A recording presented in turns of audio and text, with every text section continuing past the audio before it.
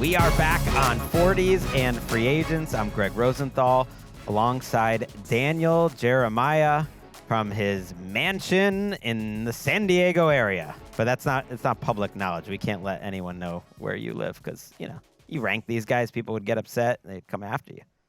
I can't tell if that's a Tommy Bahama shirt or like a janitor shirt. Like, what are we wearing here? This is an audio medium. Hopefully we can get Where's the patch? I feel like you should have your name YouTube. and a patch on that thing. This is the second negative comment I've gotten today. The other one being from my wife on it. I got it. Really? I believe in. And are there two opinions you care more about than those two? No, that's the top two ranked right there. Today, we are wrapping up our division look at the 2025 season by taking a little look back of the biggest additions in terms of veterans and rookies. It is the AFC East, and now we get to do it, DJ, with the knowledge of everything that happened in training camp and the preseason and spin it forward. We are so close to this season actually starting. You do the rookies, I do the veterans. Why don't you get us going? Sure, I will. And I don't know if there is video that lives on this. I know this is obviously in audio form, but if you could just move your mop and bucket, it's in the screen a little bit. If you just move it a little bit to the left. Thanks. I mean, it's at least cleanly pressed and stuff. It looks like at least I'm putting in a little bit of effort, unlike you. Yeah, agree to disagree. I'm going to go, I teased this on the last one, so let's jump right into it. Let's go to the Miami Dolphins. Let's go to the 6th round and Ollie Gordon out of Oklahoma State, who is a big physical back. As I do, again, we should have got this sponsored, Greg. I think you came up with that idea, going back through some of these draft notes. But Ollie Gordon, to me, someone that I had it. He was 141 on my list. I don't know what the overall pick was where he ended up getting picked. He was 179, so that was still a little bit higher on him than where he went there. But 6'0", so 6'1.5", 226 pounds. Ran 4.61 in Indy, one of the slower running back times there. But didn't bother me at all when you look at the way that he runs. He's got a huge lower half. He's a nifty big back. So if you think about comparisons, I wrote down LeGarrette Blount is who he reminded me of. Someone who can absorb contact. He can actually catch the ball really well. You'll see some one-handed catches when you study his film. He's aggressive in pass pro. I just wrote he's fast enough. Like for what he does, his style, he's fast enough. Senior Bowl was excellent. Had a big-time game in the Senior Bowl. So I think they got a great value there, and I think what I've seen in the preseason, this guy runs really, really hard.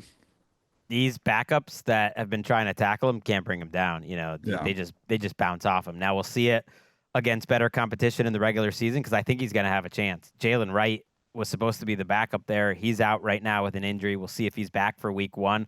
But Gordon maybe won that job anyways over Jalen Wright. We'll see. And Devon Achane is banged up right now with a soft tissue injury. So it could be week 1, Ollie Gordon getting some really big-time snaps. And I too, was impressed. Maybe the big back is coming back, DJ. I love it. Because of the extra tight end formations, more power. Well, you're football. seeing two high safeties. The boxes, it's lighter boxes, so you get somebody who can just kind of be a little bit of a hammer in there. It's kind of fun. So the Dolphins will be using Minkah Fitzpatrick quite a bit in those two high safety formations that Anthony Weaver does like to run, and that's my pick for the Dolphins there. A really important year in his career, an important player for the Miami Dolphins. I think they gave up a lot to get him in terms of Jalen Ramsey, who wasn't happy there, and Jonnu Smith, who wanted a new home as well. And Minkah Fitzpatrick has had an interesting career. Sometimes those deep safeties, DJ, you just don't hear from as much in some years than others. But if you listen to the reporters and some of the coaches in Pittsburgh, I do think they were a little disappointed with Minkah Fitzpatrick over the last year or two. Sometimes maybe he had one pick. Right. Sometimes he was freelancing a little bit and not being part of the structure of the defense and not making as many big plays after an incredible start to his career, almost like a Hall of Fame type of start to his career. Still relatively young. I think he's 28 years old. And so they need him to be a playmaker in a secondary that doesn't really have any other options to be playmakers. I think of safeties and interceptions from a scouting standpoint, there's two types of interceptions. There's ones where the ball finds you, and there's ones where you go take the ball away. And Minkah had that production early, and that wasn't just the ball falling in his lap, tips and overthrows. Like, this was him seeing things, driving on routes, making plays on the ball. Like, this was him as a playmaker. And that we just haven't seen that the last couple years. So I'm hoping it's in there. I'm hoping this kind of revitalizes him, going back to Miami and we see that old school version of him. But I don't think he's been the same player the last couple years. He got paid.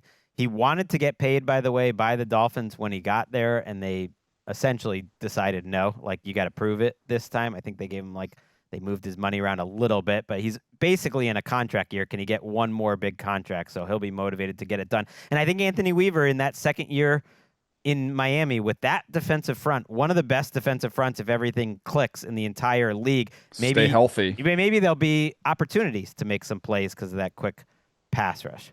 Go ahead with your second rookie. They just need to stay healthy too, man. Those edge rushers are very talented. They just haven't been able to get them on the field. So I'm going to go to my next one here. And again, I do not have a first-round pick in this division in terms of my guys I'm keeping an eye on that I'm excited about, which is interesting. I'm going to go to Buffalo, and I'm going to go to Landon Jackson, edge rusher out of Arkansas, third-round pick.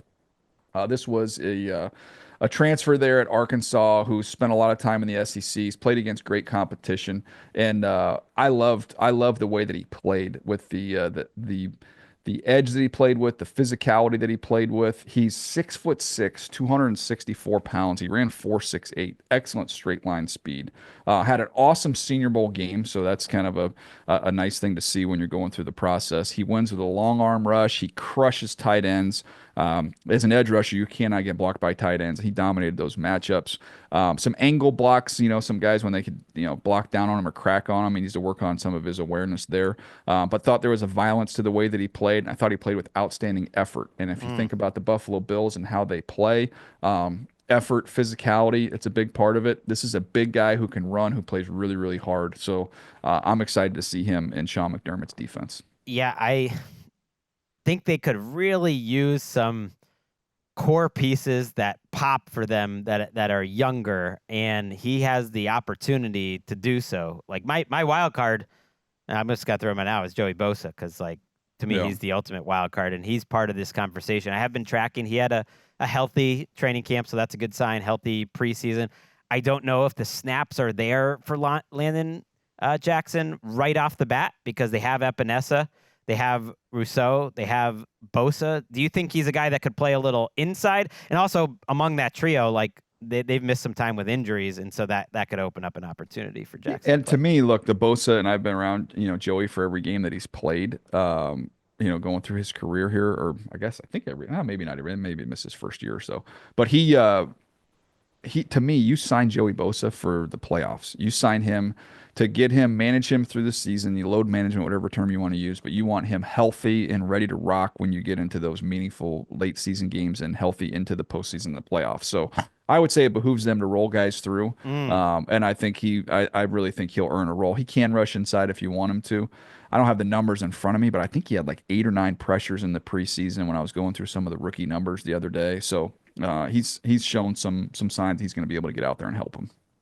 I hold it against Landon Jackson, though, that during the initial run of 40s and free agents, I called him Donovan Jackson or vice versa so many times. It was just hard. There's also Landon Donovan. It's just someone's got to choose. Someone's got to change it. Maybe that's a me problem. I think it is a me problem, but it's too confusing. Well, I can see how you would be easily confused. Who's next? Well, I threw out Bosa as my wild okay. card. Yeah, we're counting Bosa, so then I get to go with my next one there. I'm going to go to a team that I said at the time, and Jack Andrade, who does all the research, backed it up in terms of just the raw numbers. The New England Patriots, based off just how I saw players going through the draft process, had the best draft in the NFL in terms of the quality of player and the value with where they got the players in this draft class. So I've got 2 of them there. I'm going to go with 2 skill guys on offense. Obviously, Will Campbell is going to be a big part as their left tackle, but TreVeyon Henderson at running back, you saw it early in the preseason when he took a kick to the house. He is a dynamic weapon, and you're going to see him big time in the pass game. I mentioned it. I go back through my notes. He's the best pass protecting running back I've ever evaluated coming out of the draft. So, and that's what the number one thing that keeps rookie running backs from getting play time or getting on the field is the trust of the coordinator and the quarterback in pass protection. This guy is elite in pass pro. Big time speed, versatility. He can run every route out of the backfield. It's not just, he's running an option route. You can split him out, let him run receiver routes. He's got home run speed. He ran 4.43. He plays much faster than that. So he just got to keep his feet alive a little bit on inside runs. There's times where his feet can go dead. He's not going to be a wear you down runner, but he is a find a crease and create a bunch of explosives. He's going to be fun for Patriot fans to watch. Man, he could not have gotten Patriots fans more excited with this preseason that he had, not just on the field in the games where he showed a variety of different types of plays, like inside runs where he did do a good job fighting through and scoring in the red zone. Also running, I forget what cornerback it was on the Vikings over, but just like steamrolling him with a rugged run. But then also these wheel routes and busting open the kickoff, like you said. And he's going to be a much different player than a Shane Vereen and Danny Woodhead and these guys. Nice. Yeah. But Josh McDaniels has brought up those guys. He knows how to use those like guys. And if you can add, his speed to some of the skill set that those guys had, like, watch out. There's going to be a lot of Patriots in this show. I hate to bring it to you because they were so active, and they need to have a good draft, by the way. Drake May literally might be the only 2024 draft class member to make this team. I saw that. That's not a good look. Bananas. I will go with Milton Williams. Look, he was at the top of my free agency list, and he got taken by the Patriots. They went over the top to get him. He wasn't the top of my original list, but all the re-signings happened and the franchise tags. And it's the type of guy I think that you should overpay in free agency. And I think ultimately they did overpay him. If they get a version of him, DJ, between the Milton Williams we saw for the first 12 weeks of last season and then the Milton Williams we saw down the stretch and in the playoffs, if it's somewhere in between, I think they should be happy, and I think that is the type of player that they should bet on. But I can imagine the Boston sports radio yahoos being like, well, what's this guy? He's got some pressures. He's got like 4 sacks, because I don't think he's going to be an all-pro player. I just think he's going to be a good plus starter. And if you have the money, spend it, because it's hard to find those guys in free agency. Dynamic, explosive. I remember when he was coming out into the process, he was like one of my favorite players that I watched in that cycle. And I remember talking to the guys in Philadelphia, before, during, and after they got him in there. And I mean, he's such a good kid, and he just got better and better and better. The explosiveness was always there. Then you just started seeing the playmaking come along with it. I think you were right to have him as highly rated as you did through the free agency process. This is the way my mind works. It's kind of weird, Greg, but I was just sitting there thinking he was going to sign with the Panthers, right? That was, everything's going that way. He ends up signing with the Patriots. So James Taylor wrote the song, "In My Mind, I'm Going to Carolina." But where's James Taylor from, and who's he a fan of? New England Patriots. He's a Patriots guy. So literally, in his mind, he was going to Carolina. And then he's on that Mass Pike from Stockbridge to Boston. Yes, exactly. So again, that's if we had the music rights, I'm sure we don't. Maybe with all that ESPN money coming in there, we can get the rights to that song. We could just drop it right in the episode, but I don't think that's finalized yet. I wouldn't have thought that my parents, playing James Taylor nonstop in the car, dragging me would to inform your free agency thoughts. Yeah, to some concerts at Tanglewood back in the day when I was like, oh, do we have to do this? And he's like, oh, it'll be great. Okay, and does he stand up at a concert? Because I've never been to a James Taylor concert, but it feels. I went to a Vince Gill concert, and it was very much a just kind of sit down, enjoyable, enjoyable, really talented musician, but not really a stand up situation. I don't remember. I was a kid. My guess is he's sitting. Yeah, those are soft tunes. The crowd's definitely sitting. The crowd's definitely chilling. They're drinking wine. Milton Williams was maybe the second best defensive player in that stretch in the playoffs for the Eagles, next to Jalen Carter. He just was so good. And so you do wonder how much of that was the Eagles and the attention to Carter. Well, he's got Christian Barmore next to him here. It's a pretty good defensive line there with Harold Landry, who was also a pickup.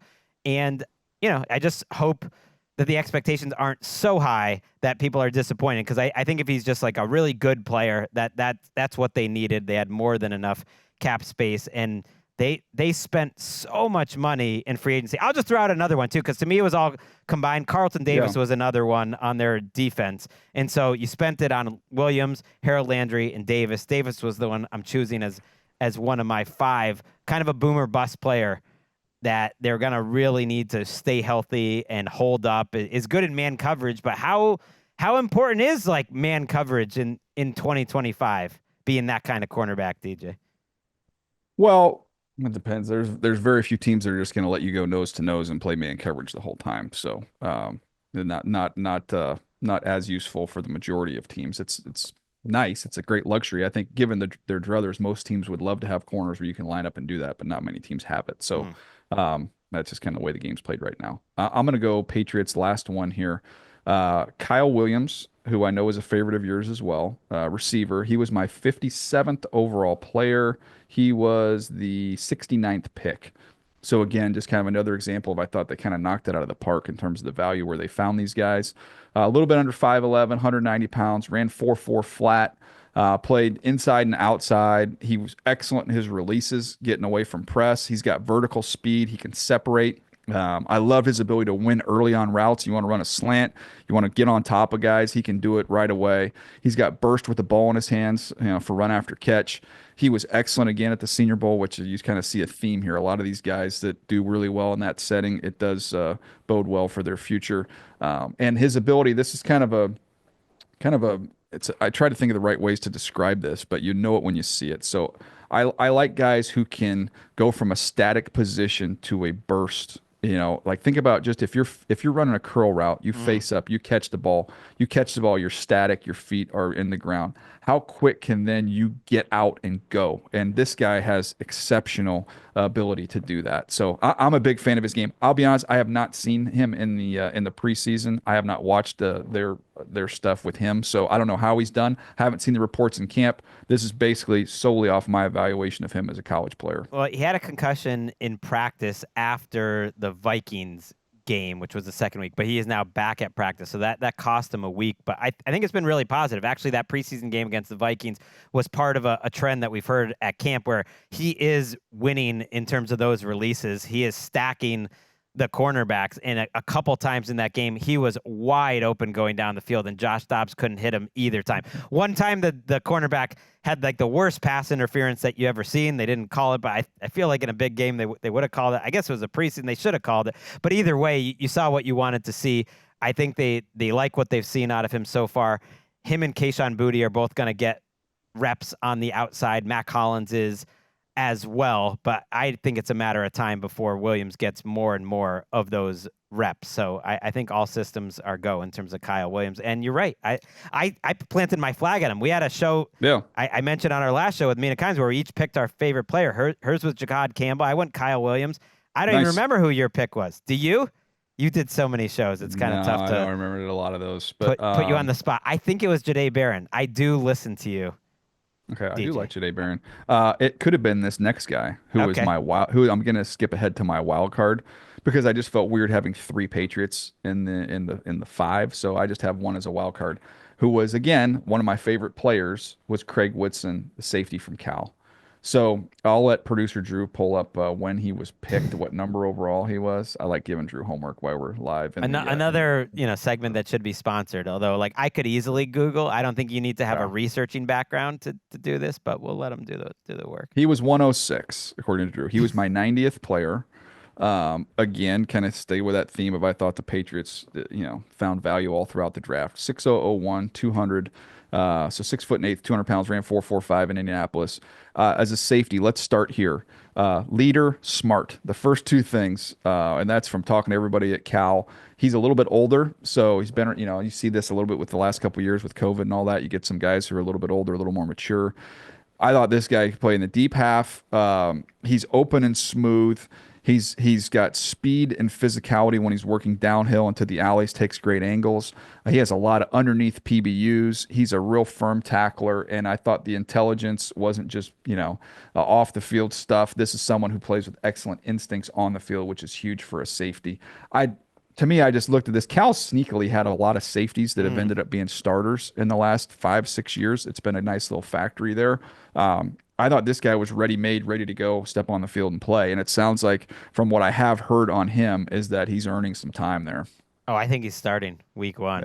Yeah. He's certainly playing in their, dime packages is probably their nickel. But like, it sounds like he is going to be a week one starter there with Jabril Peppers also at safety. But he beat out some veterans, and everything that you said, that's what you hear from the coaches, and it was kind of an immediate guy that like, whoa, this is a dude. And yes, after a rough draft class a year ago, they're going to have a lot of rookie starters this year, maybe 2 on the offensive line with Jared Wilson alongside Will Campbell, and then you mentioned Craig Woodson. Let's take a break. We'll be back on the other side with our remaining veteran and rookie additions.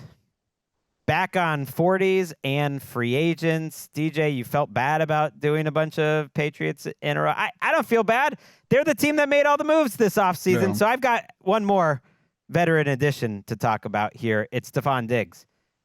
It's a contract, when you look under the hood, is more of a 1-year deal.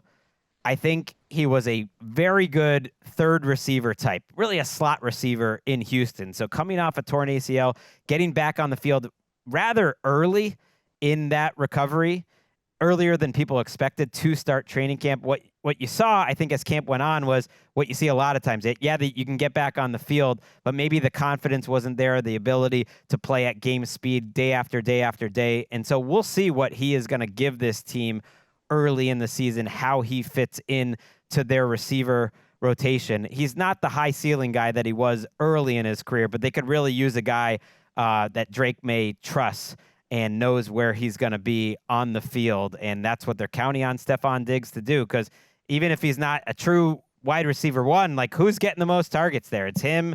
It's Demario Douglas. It would probably be my pick right now. I mean, which is crazy. Pop Douglas as their one receiver. So the opportunity is there for Diggs to have a really big role. And maybe it'll increase as the season gets on and he's a little further away from that surgery. Well, all those points just go back to my previous point that I think if you just look at raw talent and where they are right now and their ability levels, I think Kyle Williams is their most talented receiver. Look at that. I love hearing that. And that doesn't mean it's a bad signing. This is just how free agency works. No. If they get 800 yards out of Stefon Diggs and 55 catches, and he's also, and you can see it, him talking to like a very smart route runner and talking to the younger guys in that room and helping them out too. Like, you have to overpay to find guys, and their roster was so diminished from the drafts that they've had recently, and really Vrabel wanting to get rid of every guy that Bill Belichick brought in, essentially. That's what you do in free agency. So I think if he's a solid enough player, that's a win. They'd obviously like a little more, and then he would be with the Patriots for more than 1 year. Can I do something that could be dated and they can easily clip out of this? Sure. By the time this thing hits the waves. Yeah. You saw what Elliot Wolf said the other day when he said, "Hey, we'd be willing to, part with a high pick for a star player if that player would become available." A, what did you think of that? And then B, do you think where this roster is right now that would make sense? It depends who it was. I think it was in the context of Terry McLaurin, who as we know, have since signed with Washington Commanders. It's a really case-by-case situation, but there aren't many where I think it would make sense for this roster. It'd have to be for a younger player that you're ready to give a huge contract. Like, I mean, Micah Parsons would cost That's what I said. Much, that's what I tweeted. That's what I tweeted, because when I saw that comment, and everybody freaked out, but I was like, well, I'm just taking it at face value. So if you're going to say that, I'm like, well, okay, Trey Hendrickson, Terry McLaurin. I'm like, well, if you really want to make an aggressive move looking at windows and talent, like, I would at least call the Cowboys first. I mean, they might not take my call, but that would be my first call if that was something they were considering. Yes. I mean, I think if you have a chance, and because they have so much cap space this year, Micah Parsons is an all-time player that you would have to think about that. Brandon Ayuk was another one that they were rumored to be talking about before he signed that long-term deal. At some point coming off that injury, like, could that make sense for them if the 49ers? I don't think it's crazy. I think sometimes you guys in the draft industrial complex and these NFL teams, they get a little too precious about the draft picks. And sometimes a bird in the hand is worth something here. Oh, no, trust me. I use this phrase with baseball all the time, which is prospects are fun. Parades are more fun. Like, That's Les Snead agrees. You know, yeah. the Eagles, they're always He making, used to, yeah. and then he flipped the script on it and then started getting a bunch It's a of case by picks. So, case basis, like yeah, I said. that's All how you right, give build me your another rookie though. You're excited This is about. my wild card. This is my last one. So I know Jets fans are going, did you forget about us at this point in time? I haven't. I'm going to go to their second round pick, someone who I loved watching. I feel a lot of these guys, I said the same things in terms of that, but Mason Taylor, cool story, with his dad and going to the Jets. I to me, I'd think again, pro's pro. Someone who's ready and developed and good to go right now. Go to my notes. He was my third tight end in the draft behind Tyler Warren and Colson Loveland. He was my 29th overall player. Good size at a little over 6'5", 251 pounds. He ran 4.68. Just a big athletic tight end. The first time he kind of stepped on my radar was as a freshman. The guy catches the game-winning touchdown against Bama, night game at LSU. Doesn't get bigger than that. So that tells you the moments don't get to this dude at all. Just real smooth, reliable. He's got a nice catch radius. He can catch the ball low, which is hard for bigger tight ends, which is good to see. He can make you miss out in open space. He's functional as a blocker. He's not going to maul you in that sense. Very few of these tight ends coming to the NFL do. But again, I thought somebody that was polished and just a pro, ready to go. So you call him a pro. Does that mean you think he can handle all the responsibilities as a blocker, but also just like knowing all the assignments? You hear this a lot with young tight ends, that it's a lot that they throw at them early. So it's tough sometimes for them to make an impact early. I think he'll learn very quickly. And I think he's a mirror blocker. He's not collapsing the line. He's not, when he's 270-pound, he's not Will Dissly. That's not his style. You're going to flex him out. You're going to let him run routes. You're going to let him win. But I think of, the offense they can run. It would make sense to lean into the RPOs a little bit. And this is someone in RPOs. You leak him into the flat. You catch him on a little slant route in the middle of the field. Like, just to me, that's where he's going to make his living. And he's got open targets there. It really sounds like he is going to start or close to it at tight end, play plenty. And they don't really have even a second wide receiver that's logical. It's Garrett Wilson. So, that's why I think he could slide into that and be their second option. He could be that guy. So I'll pick his quarterback as my final choice. If you sign a starting quarterback in free agency, you make it into the 5 biggest impact list. I thought Justin Fields' free agency was fascinating. Number one, that a team believed in him enough to give him about a $20 million contract, which is right in between real starter and high-level condo. It's our condo contract. We're trying to make this stick. We haven't done it yet. It's the condo contract, but it's below like the Geno first contract that he had even, or Sam Darnold last year with Minnesota. It's even below that, but it's above where the Daniel Jones is at, and they had to make it a little higher. It'll be fascinating to look back at the end of the season, because the Pittsburgh Steelers, what did you think about this? That the reporting was that they gave Justin Fields a pretty good contract offer. They didn't want Russell Wilson back, even though they had benched Russell Wilson. Yeah. I mean, benched Justin Fields for Russell Wilson, but actually that they gave him a pretty good offer back, and that the Jets came over the top of it. What did you think about all that? Because I found that fascinating from the Steelers and the Jets' perspective. Yeah, I think the Steelers kind of had a 3-man race here in terms of the quarterbacks, and it sounded like they prioritized Fields and Sam Darnold, and whichever one of those, was top of their list. I don't know, but those seemed to be that was plan A, was one of those two guys. They both decided to go to separate coasts.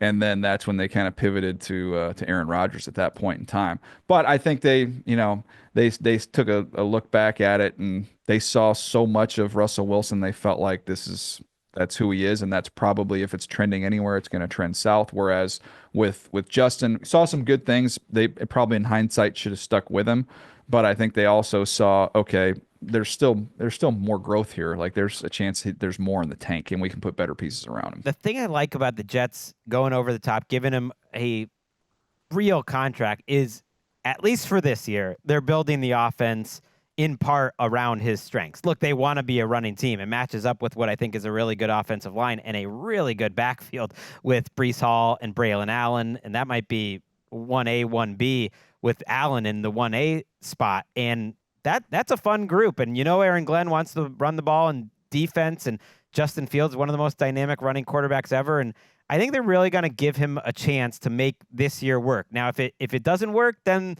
they'll move on. But I do like that they're not just trying to run their quote unquote offense. It's Tanner Engstrand from the Lions. They're going to run an offense, I think, around Justin Fields' strengths, give him a chance to succeed in this group.